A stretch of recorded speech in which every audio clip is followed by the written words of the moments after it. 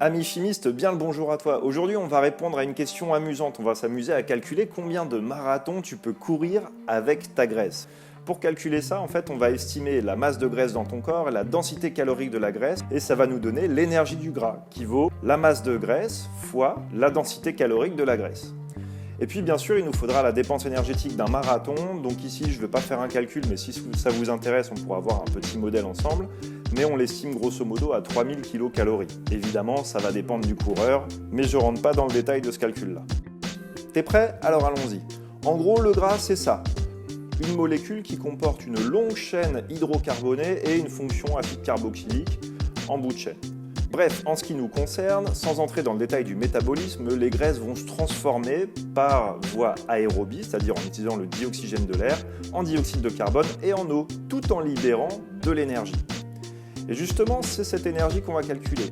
Alors, je te rappelle qu'un atome, c'est un peu comme toi. Quand il est seul, il ne se sent pas très bien, il va préférer créer des liaisons avec ses potes. C'est pourquoi une liaison chimique, c'est un système de stockage de l'énergie. Donc, casser des liaisons chimiques, ça coûte de l'énergie. Par exemple, la molécule d'acide oléique est contenue principalement dans l'huile d'olive contient 16 liaisons simples carbone-carbone, une liaison double carbone-carbone, 34 liaisons CH, une liaison CO simple et une liaison CO double. Et il ne faut pas oublier de tenir compte de toutes les liaisons O double qui seront rompre dans les oxygènes.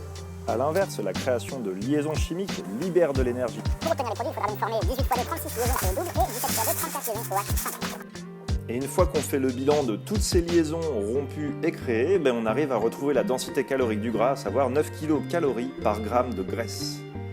Je peux comparer ça avec une petite photo de l'étiquette de ma bouteille d'huile d'olive, et effectivement je vois qu'on a 900 kcal pour 100 g de graisse, et si je fais la division, je trouve bien une densité calorique de 9 kcal par gramme de graisse. Donc tout va bien, notre petit calcul fonctionne, et je trouve cette idée assez séduisante de se dire que finalement les calories que vous absorbez lorsque vous mangez sont stockées initialement dans les liaisons chimiques. Bien, maintenant on va aller dans le calcul de l'énergie totale de ta graisse. Alors, vous êtes tous différents, donc je vais considérer pour l'exemple, mais évidemment ça varie d'un individu à l'autre, que tu es un individu de 70 kg avec un taux de masse grasse d'environ 15%. Dans ce cas, la masse de ta graisse vaut m gras égale les 15% fois les 70 kg. Donc on arrive à 10,5 kg. Ici, on fait simplement un calcul d'ordre de grandeur. Je vais donc considérer simplement pour la suite 10 kg de graisse.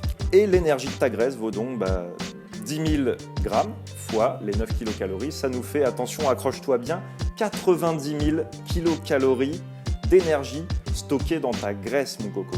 Va peut-être falloir faire un petit régime là. Eh non, je déconne, t'es très bien comme ça. Le gras, c'est la vie. Bon, maintenant voyons tout ce que tu peux courir comme marathon avec cette énergie. L'énergie du gras, on l'a dit, c'est 90 000 kcal.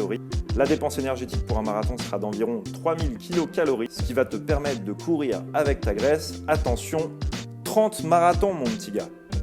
Eh bien, qu'est-ce que tu fais encore sur ta chaise? Allez, éteins-moi cet écran et dépêche-toi d'aller cavaler. Bon, bien évidemment, tu peux pas courir 30 marathons. La fatigue interviendra bien avant que tes réserves énergétiques ne soient épuisées. Sans compter que le métabolisme des lipides seul ne permet pas d'avoir une puissance suffisante. Il faudra donc également prendre en compte le métabolisme des glucides, ce qui n'est pas le cas dans cette vidéo. Ce calcul illustre juste le fait que nos réserves énergétiques sont énormes. Et voilà, fais ton petit calcul et laisse-moi un commentaire pour me dire combien de marathons tu peux courir. Voilà, j'espère que ce nouveau format court t'a plu. J'ai essayé au maximum de tenir compte de vos remarques dans la dernière vidéo pour l'améliorer, donc n'hésite pas à me dire ce que tu en penses et puis éventuellement à me proposer un sujet pour le prochain format court. Si tu t'intéresses au marathon, va aussi jeter un œil à la vidéo de Syllabus, tu vas voir, tu pourras apprendre plein de petites choses intéressantes. Je te mets le lien en description. C'est terminé pour moi pour aujourd'hui. Si tu souhaites de la chimie plus quotidiennement, tu peux me suivre sur Instagram, Facebook ou Twitter ou soutenir la création de vidéos grâce à Tipeee et Utip. Et quant à moi, je te dis à bientôt au labo.